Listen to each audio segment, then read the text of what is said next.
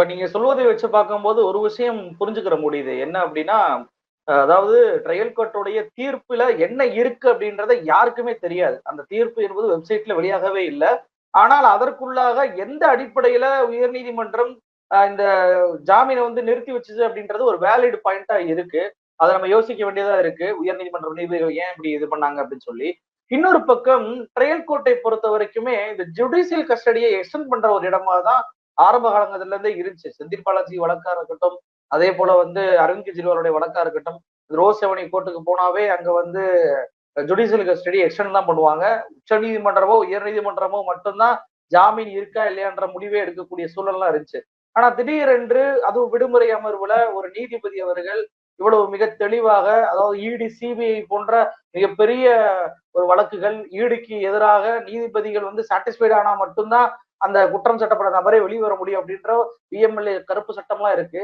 அப்படி இருக்கும்போது ட்ரையல் கோர்ட்டுடைய நீதிபதி துணிச்சலாக இப்படியான ஜாமீன் கொடுத்திருப்பதை எப்படி பாக்குறீங்க? இல்ல, ஏற்கனவே உச்சநீதிமன்றத்தினுடைய தலைமை நீதிபதியாக இருக்கிற மாண்புமிகு சந்திராசூட் அவர்கள் இதற்கான ஒரு வழிகாட்டு நெறிமுறையை சொல்லியிருக்கிறார். சார், நீதி பரிபாலனங்களை பொறுத்தவரையில உங்களுக்கு ரெண்டே விஷயம்தான். நீதியின் பொருட்டு நீதியின் பக்கம் நின்று தீர்ப்புகள் வாசிக்கப்பட வேண்டும், ஒன்று. இன்னொன்று, முழுமையான ஆதாரங்களோ அல்லது முழுமையான ஆவணங்களோ கிடைக்கப்பெறவில்லை என்று சொன்னால் அதை சந்தேகத்துக்குரிய வழக்காக நீங்கள் எடுத்துக்கொண்டு சந்தேகத்தின் பயனை யாருக்கு? குற்றவாளிக்கு சாதகமாக எடுத்துக்கொள்ள வேண்டும். ரெண்டே ரெண்டு தான். இப்போ எந்த கோர்ட்டுக்கும் டைம் எக்ஸ்டென்ஷன் பண்றதுக்கு மட்டும்தான் அதிகாரம் இருக்கு, இந்த கோர்ட்டுக்கு தான் பிணை வழங்குவதற்கான அதிகாரம் இருக்குன்னா சட்டத்துல சொல்லி இருக்கான்னா இல்ல. ஆனா இந்த மாதிரி பெருவாரியான வழக்குகள்ல என்ன நடக்கும் அப்படின்னு கேட்டீங்கன்னா, இது எதுக்கு நமக்கு தேவையில்லாத தலைவலி, எனவே நம்ம வந்து எக்ஸ்டென்ஷனை பண்ணி கொடுத்துட்டு போயிடணும்ன்ற ஒரு மனநிலைக்கு நீதிபதிகள் வருவார்கள். ஏன்னா இதெல்லாம் உலகம் முழுமைக்கும் இருக்கக்கூடிய எல்லோரையும் திரும்பி பார்க்க வைக்கிற அரசியல் ரீதியிலான வழக்கு. ஏன்னா அரவிந்த் கெஜ்ரிவாலினுடைய கைது எப்படிப்பட்டதுன்னு பன்னாட்டு நிறுவனங்கள் எல்லாம் தன்னுடைய கண்டனத்தை தெரிவித்தது.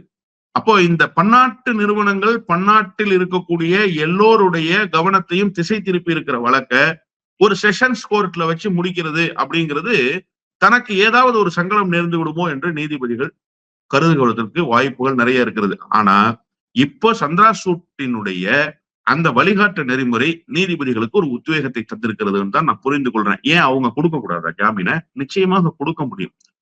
ஜாமீன் கேட்டு மனுக்கள் பெரும்பாலும் இந்த செஷன்ஸ் கோர்ட்ல தாக்கல் செய்யப்படுறது இல்லை. எல்லாம் உயர் நீதிமன்றங்களுக்கும் உச்ச நீதிமன்றங்களுக்கும் போகிறது. ஏன் என்று சொன்னால் உயர் நீதிமன்றத்தில் உச்ச நீதிமன்றத்தில் தான் இவர்களால் அடுத்த கட்டத்தை நகர்த்த முடிகிற நிலைமை அமலாக்கத்துறைக்கும் சரி பிரதிவாதிகள் தரப்புக்கும் சரி அது சாதகமாக அமைகிறது என்பதால் அங்க போயிடுறாங்க. ஆனா அரவிந்த் கெஜ்ரிவால் எந்த கோர்ட்ல ட்ரையல் இருக்கோ அந்த கோர்ட்லயே வந்துடுறேன்றாரு. எந்த கோர்ட்டுக்கு நீங்க ட்ரையல் வச்சிருக்கீங்களோ அந்த கோர்ட்டுக்கே வந்துடுறேன்ட்டாரு. அந்த கோர்ட்லயே கேட்கிறாரு, அவங்க அந்த கோர்ட்லயே சாங்ஷன் பண்றாங்க. அவ்வளவுதான். இந்த வழக்கு முழுமையாக விசாரிக்கப்பட்டுருச்சு சார். விசாரிக்கப்படாமல் இப்ப இது என்னன்னா சந்தேகத்தை வந்து எதன் பக்கம் திருப்புறதுன்னா அரவிந்த் கெஜ்ரிவாலுக்கு ஃபேவராக நியாய் பிந்து செயல்படுறாங்க, அதனால அவங்க பக்கம் இந்த கோர்ட்ல இந்த தீர்ப்பை கொண்டு போய் விட்டுட்டாங்க, அவங்க பக்கம் அப்பீலுக்கு போயிட்டாங்க. அது இல்ல, அந்த வழக்கை அவர்கள் தான் விசாரித்தார்கள். ரோஸ் அவென்யூ நீதிமன்றத்தில் தான் அந்த வழக்கு விசாரணையில் இருந்தது. எனவே அந்த வழக்கு எந்த நீதிமன்றத்தில் விசாரணையில் இருக்கிறதோ அந்த நீதிமன்றத்திலேயே பிணை கேட்டார். அவ்வளவுதான். வழக்கு நீங்க அந்த நீதிமன்றத்தில் இல்லாமல் வேற நீதிமன்றத்தில் இருந்தால் வேற நீதிமன்றத்துக்கு போயிருப்பார். இப்ப உயர் நீதிமன்றத்துக்கு நீங்க போயிருக்கீங்க, உயர் நீதிமன்றத்துக்கு வருவதற்கு மறுக்கிறார்களா? இல்ல. நாளைக்கு இதே உயர் நீதிமன்றம் வேறு தீர்ப்பை வாசிக்கிற போது உச்ச நீதிமன்றத்துக்கு இந்த மனு போகும். உச்ச நீதிமன்றத்திலும் இதே போன்றதொரு வாதத்தை வைப்பார். சார், ஒன்னே ஒண்ணுதான், நீங்க ப்ரொசீடிங்ஸ் ஆஃப் கிரைம் எந்த கோர்ட்லயா இருந்தாலும் சொல்லித்தான் ஆகணும். மேற கோர்ட்ல சொல்லாம தடுத்துட முடியுமா? சொல்லாம இருந்துட முடியுமா? ப்ரொசீடிங்ஸ் ஆஃப் கிரைம் என்னன்னு எந்த கோர்ட்டுக்கு போனாலும் நீங்க சொல்லணும். செஷன்ஸ் கோர்ட்டா இருந்தாலும் சரி, மாவட்ட அமர்வு நீதிமன்றமாக இருந்தாலும் சரி, உயர் நீதிமன்றம், உச்ச நீதிமன்றம், உயர் நீதிமன்றத்தினுடைய கிளை எந்த நீதிமன்றத்துக்கு போனாலும் நீங்க சொல்லணும். ஆனால் நீங்கள் சொல்ல தவறிக்கொண்டே இருக்கிறீர்களே ஒரு நீதிமன்றத்திலும். ஆனா பிணை கேட்பது என்பது இந்த நீதிமன்றத்தில் தான் கேட்க வேண்டும் என்பதல்ல. நீதிபதிகள் கொஞ்சம் தங்களை தற்காத்துக் கொள்வதற்காக அப்படி நடந்து கொள்வதற்கான வாய்ப்புகள் தான் இருக்கிறது. ஆனால் இந்த முறை நியாய் பிந்து முழுமையாக இந்த வழக்கை விசாரித்துத்தான் பிணை வழங்கி இருக்கிறார் என்பதைத்தான் நாம் புரிந்து கொள்ள வேண்டும். ஆனால் அவற்றை ஓவர்லுக் பண்ணி இவங்க அந்த தீர்ப்பினுடைய வாசம் வருவதற்குள்ளாகவே முழுமையான தீர்ப்பை பெறுவதற்கு முன்பாகவே, சார் என்ன தீர்ப்பு சொல்லி இருக்குன்னே தெரியாம நீங்க அப்பீலுக்கு போனீங்களா? எப்படி போனீங்க? நீங்க 1000 பக்கம் வாசிக்கலன்னு ஒரு குற்றச்சாட்டை சொல்றீங்க. என்ன சொல்லியிருக்காங்க அந்த தீர்ப்புல? அது உங்களுக்கு தெரியுமா? அவங்க ஜட்ஜ்மெண்ட்டை வாசிச்சா முடிச்சாங்க? ஜட்ஜ்மெண்ட்டுக்கான காப்பி வந்துருச்சா? அடிஷனல் சொலிசிட்டர் ஜெனரல் ராஜீவ் போய் தாக்கல் பண்ணாரு. அவர் டாக்குமெண்ட் வச்சிருந்தாரா? அவர்கிட்ட அந்த தீர்ப்பினுடைய வாசகங்கள் அடங்கிய அந்த பத்திரங்கள் எல்லாம் இருந்தது அவர் கையில? இல்ல. அப்போ பிளைண்டாவே நீங்க வழக்கை எப்படி விசாரணைக்கு எடுத்துக்கிறீங்க? இப்போ சந்தேகப்பட வேண்டியது ரோஸ் அவென்யூ நீதிமன்றம் இல்ல, உயர் நீதிமன்றம் தான். உயர் நீதிமன்றத்தினுடைய நீதி பரிபாலனங்கள் தான் சந்தேகத்துக்குரியதாக மாறி இருக்கிறது. எனவே இந்த நீதிமன்றம் பிணை வழங்குமா வழங்காதா, வழங்குவதற்கான அதிகாரம் இருக்குமா இல்லையா என்பதல்ல. எல்லா நீதிமன்றங்களுக்கும் பிணை வழங்குவதற்கான தார்மீக உரிமையும் கடமையும் இருக்கிறது.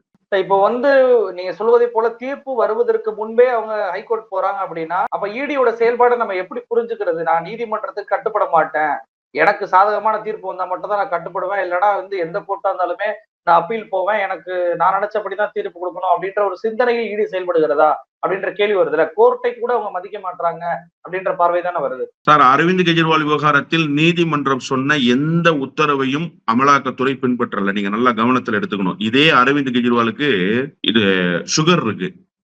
அவருக்கு இன்சுலின் எடுத்துக்கிறதுக்கான வாய்ப்புகளை நீதிமன்றம் தந்தது.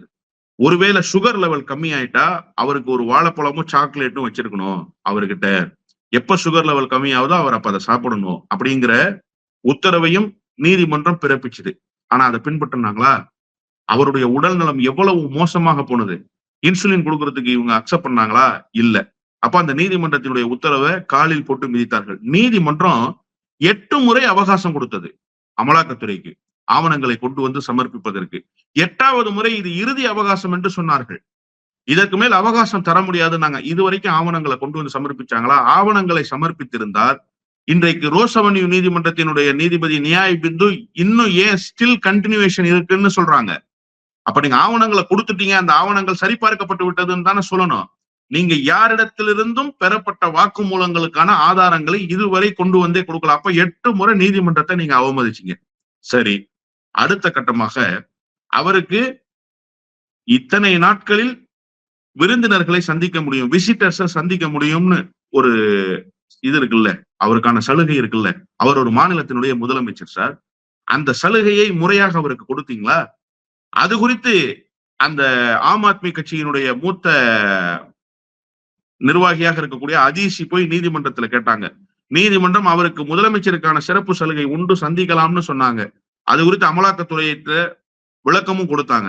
ஆனா அமலாக்கத்துறை அதை பின்பற்றிச்சா? தொடர்ந்து அமலாக்கத்துறை நீதிமன்றத்தினுடைய எந்த உத்தரவுகளையும், குறிப்பாக அரவிந்த் கெஜ்ரிவால் வழக்கில் அவங்க பின்பற்றவே இல்லை. அவர்கள் தாந்தோன்றித்தனமாக தங்களுக்கு எல்லையில்லாத அதிகாரம் இருப்பதை போல எப்போதுமே காட்டிக்கொண்டேதான் நகர்ந்திருக்கிறார் சார். அவங்கதான் சொல்றாங்களே, இந்த ஆன்டி மணி லாண்டரிங் ஆக்ட்ல நாங்க யாருக்கும் கட்டுப்பட வேண்டிய அவசியம் இல்லை, வானளாவிய அதிகாரம் எங்களுக்கு இருக்கிறதுன்னு தானே சொல்றாங்க. அப்ப வானளாவிய அதிகாரம் உங்களுக்கு இருக்கிறதுன்னு சொல்றவங்க கிட்ட போய் நீதிமன்றத்துக்கு நீங்க ஏன் கட்டுப்படலன்னு எப்படி கேட்க முடியும்? இப்ப நியாயமா இந்த 2 நீதிபதிகள் கொண்ட அமர்வு கேட்டிருக்கணும்ல. ஒண்ணு சுதீர்குமார் ஜெயினும் ரவீந்தர் தத்தேஜாவும் கேட்டிருக்கணுமா இல்லையா? தீர்ப்பினுடைய வரிகளை நாங்கள் வாசிப்பதற்கான அவகாசம் எங்களுக்கு 1000 பக்கம் வாசிக்கிறதுக்கு அவகாசம் இல்லைன்னு தீர்ப்பு கொடுத்தாங்கன்றீங்கல்ல. தீர்ப்பை வாசிச்சுட்டா இந்த வழக்கை நான் அடுத்த கட்டத்துக்கு நகர்த்துறேன், தீர்ப்பு கொடுத்துறேன்னு சொன்னாங்க. இடைக்கால தடையை விதிச்சதாக நீங்க சொல்றீங்கல்ல. அதுவரை இந்த தீர்ப்பு நிறுத்தி வைக்கப்படுது. எதை வச்சு நீங்க நிறுத்தி வச்சீங்க? அவங்க என்ன சொன்னாங்கன்னு இந்த 2 நீதிபதிகளுக்கு தெரியுமா? அப்ப நீதிபதிகள் ஏன் இதற்கு துணை போனார்கள்? இப்ப அடுத்த கட்டமா இதுக்குத்தான் போவாங்க அரவிந்த் கெஜ்ரிவால் தரப்பு. வாசிக்காமலேயே அந்த தீர்ப்பினுடைய முழு பகுதி கிடைக்க பெறாமலேயே இதை எந்த அடிப்படையில் நிறுத்தி வைத்தீர்கள்?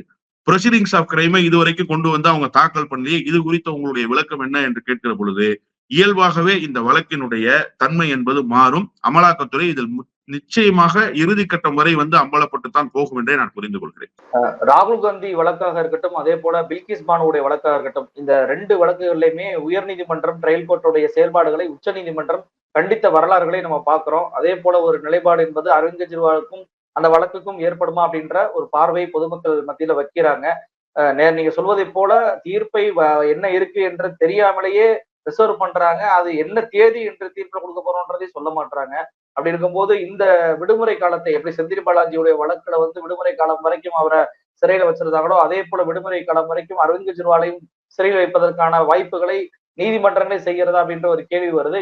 இன்னொரு பக்கம் இடியை பொறுத்த வரைக்கும் அது சுதந்திரமான அமைப்பு என்றாலும் அது இந்திய நீதித்துறைக்கு கட்டுப்பட்ட அமைப்பாக தான் செயல்பட வேண்டும். ஆனால் நீதிமன்றத்தையே மிரட்டக்கூடிய வகையில, அவமதிக்கக்கூடிய வகையில அந்த நீதிபதிகளுடைய தீர்ப்பையே வந்து வாசிக்காமலே கேட்காமலே போய் இன்னொரு கோர்ட்ல போய் ஸ்டே வாங்குவது என்பது ஈடியுடைய அத்துமீறல், அவர்களுக்கு பின்னணியில் ஒன்றிய பாஜக அரசு இருப்பதை வெளிப்படையாக காட்டுவதாக தான் பார்க்க முடியுது உங்களுடைய பேச்சுல இருந்து. நிகழ்ச்சியில் கலந்து கொண்டு நிறைய தகவல்களை நம்ம நேரில் பகிர்ந்துட்டீங்க. ரொம்ப நன்றி சார்.